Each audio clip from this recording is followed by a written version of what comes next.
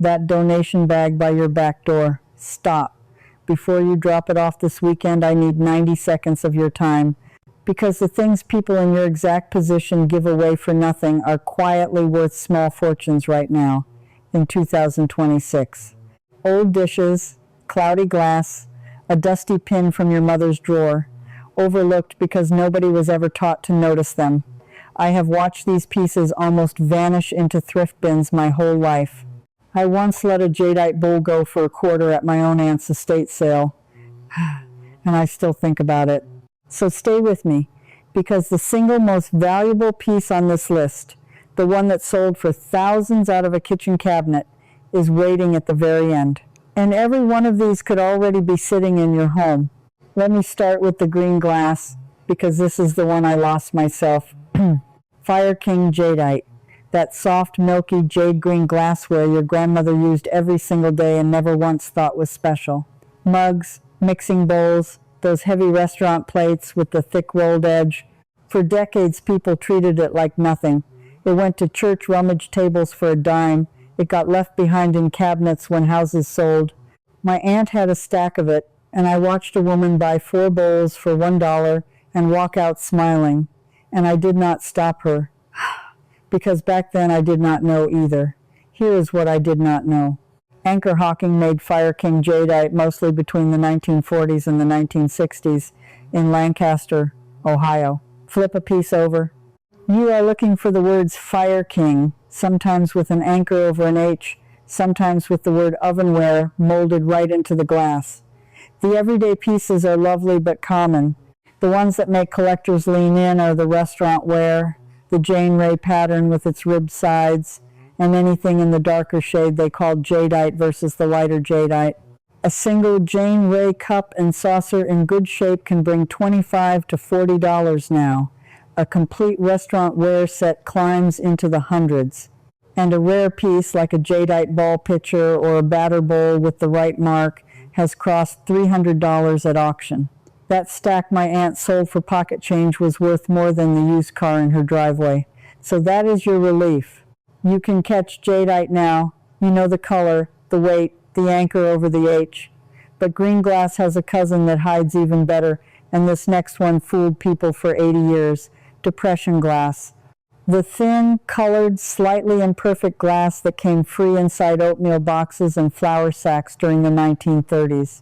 Movie theaters gave it away on dish night to get people through the doors. It was the giveaway prize of a hard decade, which is exactly why nobody thinks it could be worth anything. It looks cheap because it was free. I have seen entire sets of it wrapped in newspaper in a basement, headed straight for the dumpster because the family thought old colored glass with tiny bubbles in it meant damaged and worthless. Those bubbles and little waves are not damage. They are the fingerprint of real Depression glass, the mark of fast, cheap, machine-pressed production in factories like Hazel Atlas, Hocking, Jeanette, and Macbeth Evans. Now here is where you have to slow down and look at color, because color is everything with this glass. Pink and green are the common colors, and even those have value in the right pattern. But cobalt blue and a shade of red they called ruby, those are the ones that make me hold my breath. Hazel Atlas made a pattern called royal lace between about 1934 and 1941. In pink it is pretty, in cobalt blue it is money.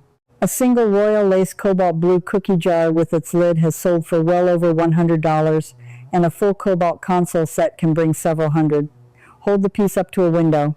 Look at the pattern pressed into it. Is it a lacy scroll, a floral, a geometric fan? Those pattern names, Royal Lace, Mayfair, American Sweetheart, Cameo, are the difference between $5 and $500. There are collectors who spend years hunting one missing cobalt tumbler to finish a set their mother started. So now you can catch the colored glass too. Pink and green, worth a look. Cobalt blue and ruby red, stop everything and check the pattern.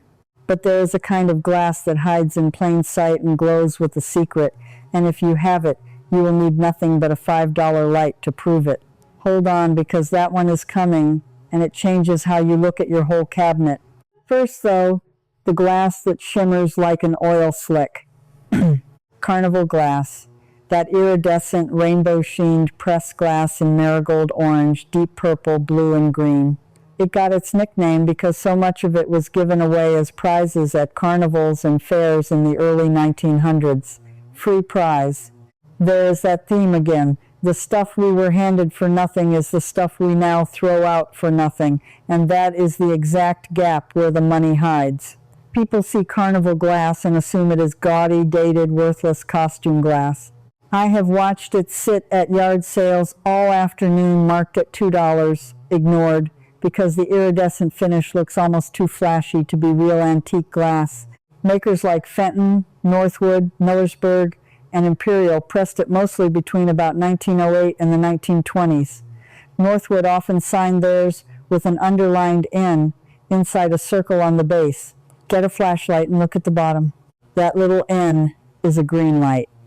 Most carnival glass is affordable, and that is honest. A common marigold bowl might bring $20, but the rare colors and patterns are a completely different world. Certain Northwood pieces in a color called ice blue, or the deep red carnival glass, or an unusual shape like a rare water pitcher, have sold for hundreds, and for the truly rare Millersburg pieces, into the thousands. One legendary Millersburg vase pattern is so scarce that documented examples have crossed tens of thousands of dollars at auction. The point is not that your bowl is worth $10,000. The point is that you cannot tell the $20 piece from the $2,000 piece by glancing at it. You have to check the color, the pattern, and that base. So, carnival glass is now on your radar. Good. But I promised you the glass that glows, and this is the part I want you to stop and pay attention to, because this next section is for the person watching who is absolutely certain there's nothing in their house worth checking. This one is for you. You think your boxes are junk, you think the old glass in the back of the cabinet is just old glass. I want you to do one thing tonight, and it costs almost nothing. Buy a small ultraviolet flashlight, a black light, the kind that sells for about $5 to $10, then turn off the lights in your kitchen and shine it on your green and yellow glassware, one piece at a time.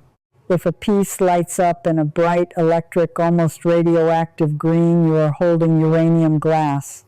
Yes, real uranium added to the glass batch as a coloring agent, mostly from the 1840s through the 1940s. In its pale yellow-green form, it is often called Vaseline glass, because it looks like petroleum jelly in normal daylight. It looks completely ordinary sitting in your cabinet. It looks like a plain yellowish dish. But under that black light it glows like something from another planet because the uranium fluoresces and plain glass does not. This is the test that costs you nothing and can be done tonight with your own hands in your own kitchen. And here is why I am begging you to do it. Uranium glass gets donated constantly because in daylight it is dull and forgettable. Nobody suspects it. But collectors actively hunt it, and a good piece of Vaseline glass, a compote, a pitcher, a set of stemware regularly sells for $40, $80, sometimes over $150, with rare pieces going much higher. And it is genuinely radioactive at a harmless level, which delights collectors and makes it instantly identifiable. So tonight, one cheap light, one dark room. If it glows, you almost gave away uranium. If it does not, you have lost nothing but 2 minutes. That is the whole reason I wanted you here. Now, that glow test works on glass, but the next near miss is not in your cabinet. It is in a little box in your mother's dresser, and it is even easier to throw away. Therefore, even more of it is already gone. Costume jewelry. Old brooches, clip earrings, chunky bracelets, the pieces people wave off with, oh, that is not real, that is just costume, and they are right that the stones are not diamonds. But they are dangerously wrong about the value, because in the world of vintage jewelry, the maker matters far more than the materials. Here is the name I want burned into your memory. Trifari. Turn any old pin or earring over and look for the word Trifari, sometimes with a little crown over the T, sometimes marked Crown Trifari, and on the finest pieces the mark KTF for the older designs. During the 1930s and 40s, a designer named Alfred Philippe, who had worked with real fine jewelry houses, designed for Trifari. He created a line collectors now called Jelly Belly, brooches of animals, fish, and birds with a big clear lucite belly that looks like a drop of frozen water. A Trifari Jelly Belly pin can sell for $200, $400, and the rarest examples well beyond that, but do not stop at Trifari. Look also for Eisenberg coral, and especially a coral piece called a duet, which is a brooch that splits into two matching clips. Look for Miriam Haskell, usually marked on a little horseshoe-shaped plate, whose hand-wired faux pearl pieces sell for hundreds. Look for Boucher, marked MB, with an anchor, and for Weiss, and for Schiaparelli, in flowing script. I watched a woman at an estate sale scoop a whole tray of brooches into a bag marked $5 for the lot. There was a crown Trifari bird in that pile. I know because I saw the crown catch the light. She had no idea she had just bought a piece worth more than everything else on the table combined. That is how quietly this happens. So flip every piece over, read the back. The signature is the treasure, not the stones. But there is one type of costume jewelry that hides its value even deeper, because you cannot always read it, you sometimes have to test it, and this next one is thrown out by the boxful. Bakelite.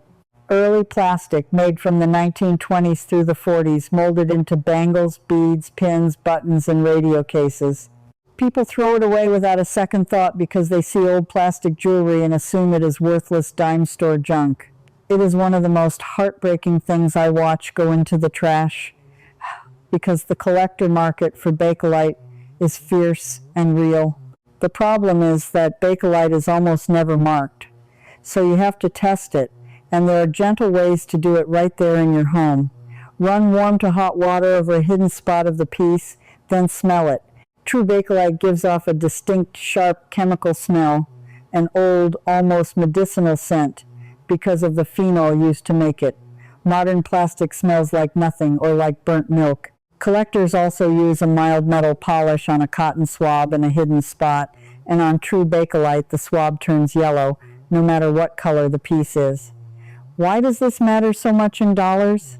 Because a plain, deeply carved bangles, pieces with polka dots of one color set into another, and the rare shades collectors chase can bring $100, $300, and for exceptional carved and pierced bracelets, well over $1,000.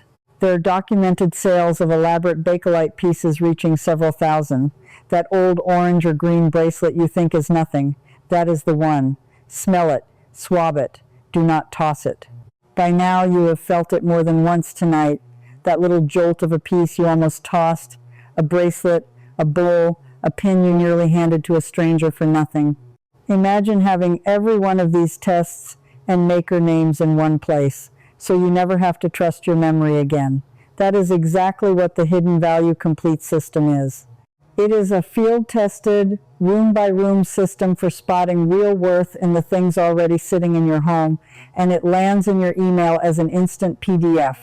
Inside, you learn to identify vintage brooches worth hundreds hiding in plain sight, to read costume jewelry that outsells gold, to decode hallmarks and maker's marks like a professional appraiser, and to see old wedding sets where buried sentiment meets buried money. Here is a free thing you can do this very night. Go to that jewelry box, pick up any old pin or earring, and flip it over, just like I showed you, and read the back for a name. That one habit, reading the back instead of the stones, is the whole beginning, and the collection carries it all the way through. The antique dealer already knows what your pieces are worth, and this simply puts that same knowledge in your hands. The fastest way to get the books is to scan the QR code right there on your screen, or go to the link in the description or the pinned comment. And this matters now because every donation bag you drop off is a door that closes for good. So let me take you back to the dinner table, because the next near miss is something you probably eat off of or store and never think twice about. So your jewelry box is now a place to slow down. Good. But therefore, let me take you back to the dinner table, because the next near miss is something you probably eat off of or store and never think twice about. Pottery. Specifically American art pottery from names like Roseville, Weller, McCoy, and Hull. These are the vases, planters, and jardinières in soft matte greens, browns, and pinks with molded flowers, leaves, and berries. People inherit them, decide they are dated and dowdy, and set them by the curb or hand them to the thrift shop. I have seen a Roseville vase used as a spot to keep loose screws and rubber bands in a garage. Roseville pottery ran out of Ohio from the 1890s until the mid-1950s. The most collectible pieces are from their molded floral lines with names like pinecone, blackberry, sunflower, and futura. Turn the piece over. Genuine later Roseville is often marked with the raised word Roseville and a shape number. A common small Roseville planter might bring $40. But a large pinecone jardiniere and pedestal or a rare futura vase in the geometric Art Deco shapes collectors call the Space Age line has sold for hundreds and into the low thousands. One rare futura form has crossed several $1,000s at auction. Weller and McCoy tell a similar story. That heavy stoneware crock or the cookie jar shaped like a smiling figure could be common or could be the rare version that collectors fight over. The only way to know is to check the mark and the pattern name, not to guess from across the room. So the dusty vase in the garage gets a second look now. You are getting good at this. But the fear I want to reopen is bigger, because the next item is not one piece. It is a whole set that families split up and sell for the weight of the metal, losing the real value entirely. Sterling silver flatware. The good silverware, the set that only came out at holidays, wrapped in that dark tarnish-preventing cloth. When a parent passes, families often do one of two devastating things. They either keep it in a drawer, assuming it is worthless because it is tarnished, or worse, they sell it to a scrap buyer for the melt value of the silver alone. And that is the mistake that hurts the most, because a complete, named, patterned sterling set is worth far more intact than melted down. First, confirm it is truly sterling and not silver plate. Look on the back of each handle for the word sterling, or the number 925, meaning 92.5% pure silver. If it just says something like a 1 or EPNS, that is plate, still worth checking but different, then find the pattern. Makers like Gorham, Towel, Reed, and Barton and International Silver made patterns with names like Chantilly, Francis I, and Grande Baroque, some dating back to the 1890s and early 1900s. Here is the part that stops people cold. A complete sterling set in a sought-after pattern, especially with serving pieces, can be worth well over $1,000 as a set, and sometimes several thousand, far more than the melt value a scrap buyer would offer. Individual rare serving pieces, a sterling ladle, or a specialized server in a discontinued pattern can bring $100 or more on their own to people finishing a family set. Do not scrap the silver. Do not judge it by the tarnish. Tarnish wipes off. A melted heirloom is gone forever. So you will check the back of every handle now, sterling or 925, and the pattern name, but the next near miss lives in the china cabinet, and it is the thing people are most eager to get rid of, therefore the thing most often lost, dinnerware and china. Whole sets of it, the wedding china that sat behind glass for 50 years, used twice. When the house gets cleared, this is the first thing families give away, because everyone assumes nobody wants old china anymore, and the sets are heavy and hard to move. Some of it truly is common, but hidden in these cabinets are patterns that people are desperately, actively searching for right now. Here is why. When a plate breaks or a cup chips, collectors and families need to replace exactly that piece from exactly that discontinued pattern. There are entire replacement services built on this need, and they pay real money for pieces to resell. Turn your plates over and read the back. You are looking for the maker and the pattern name. Noritake, Lenox, Wedgwood, Spode, Royal Doulton, and Hall are strong names. A discontinued pattern in demand can turn a single dinner plate into a $20 to $60 piece, and a rare serving bowl or covered tureen into a $100 piece or more. There is one American maker I want you to know specifically.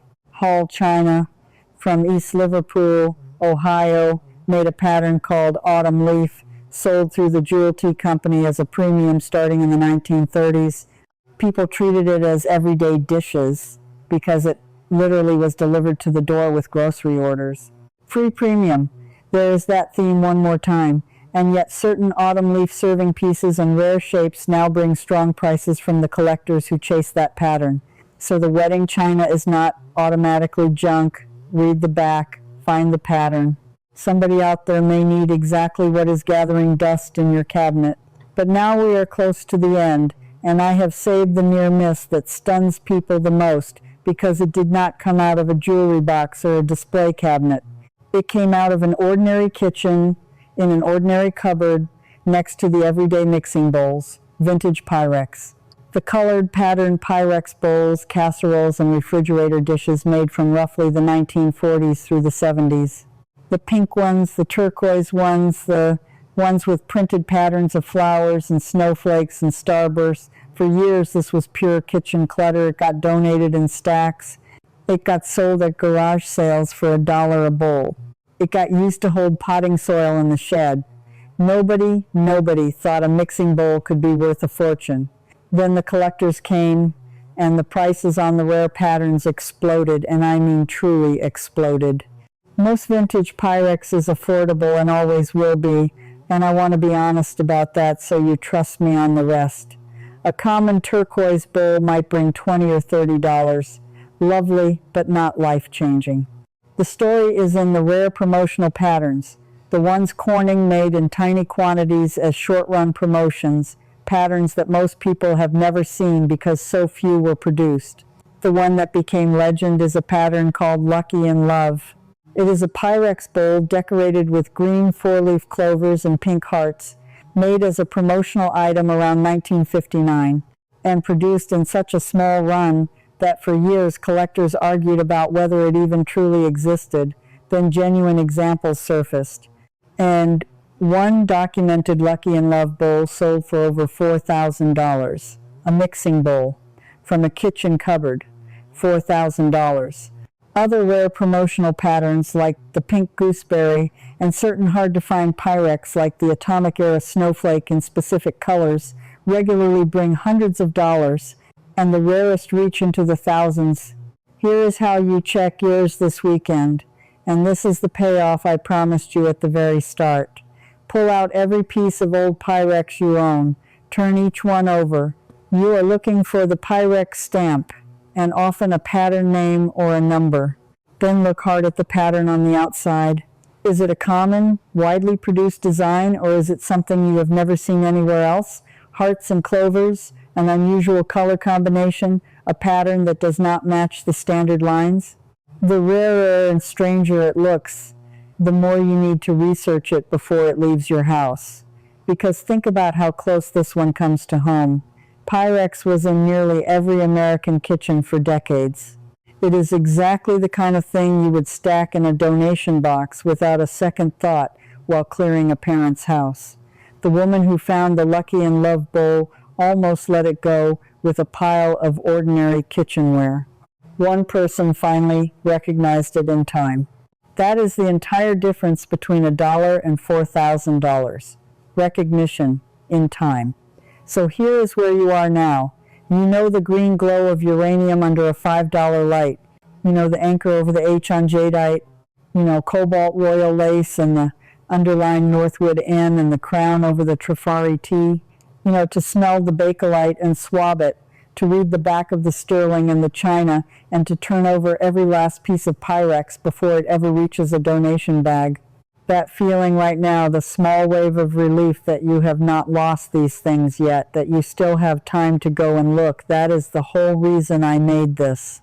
Because I did not have someone telling me this the day I watched those jadeite bowls walk out the door for $0.25 each. You do. You have it right now, tonight, while everything is still in your cabinets and drawers and closets.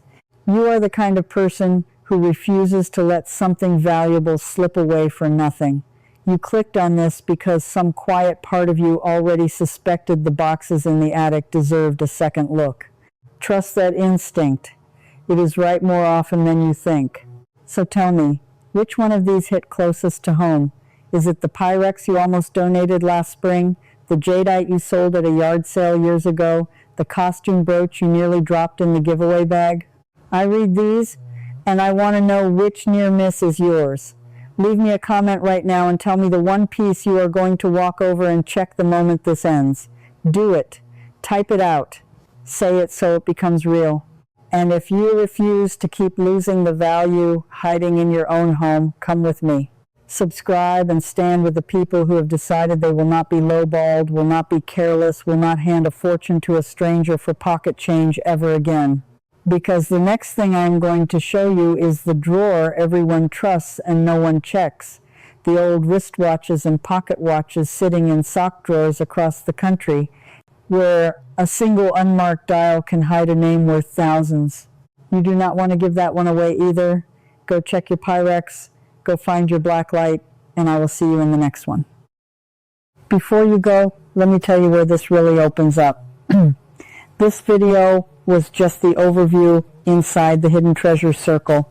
The full guide continues. And you can ask me directly about anything in your own cupboard, and a real person, me, answers you myself, never a machine. You'd belong with everyday collectors just like you. Just point your phone's camera at the code on screen, and you can cancel anytime, no risk at all. Now, before you go, there's one more place you'll want to check, and it's the one most folks forget. Your attic could be hiding a small fortune. Let me show you what to look for, right here.